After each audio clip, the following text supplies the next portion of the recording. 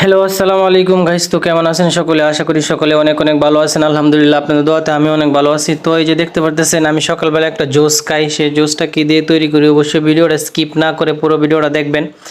তো আমি রাত্রেবেলা খাওয়ার পরে আমি কিছু পরিমাণ খেজুর, তারপরে কিশমিশ, 2 ধরনের বাদাম, তারপরে ভালো করে ধুয়ে আমি ডেকে রাখলাম সামান্য পরিমাণ পানি দিয়ে। সকালবেলা ঘুম থেকে উঠে তারপরে প্রথমে ফ্রেশ হয়ে নিলাম। ফ্রেশ হওয়ার পরে আমি এটা হাত দিয়ে ধরলাম, ধরে দেখি বাদামগুলো অনেক সুন্দর করে ফুলে গেছে, কিশমিশগুলো ফুলে গেছে। তো আমি যে পানিটা ছিল সেই পানিটা খেয়ে নিয়েছি। খাওয়ার পরে আমি একটা আপেল কুচি কুচি করে কেটে দিয়েছি। তারপরে সবগুলো উপকরণ একসাথে মিক্সড করে ভালো করে ব্লেন্ড করে নেব। তো এই যে আমার ব্লেন্ড করে নিয়েছি। আমি 1 কাপ পরিমাণ দুধ দিছি। দুধ দেওয়ার পরে সবগুলাই একসাথে ব্লেন্ড করে নিয়েছি। তো এই জুসটা কে কে আমার মতো সকালবেলা বানিয়ে খান অবশ্যই কমেন্ট করে জানাবেন। আমার ভিডিওগুলো লাইক কমেন্ট শেয়ার করে দিবেন। আর অবশ্যই নেক্সট ভিডিও দেখার জন্য অপেক্ষা করবেন।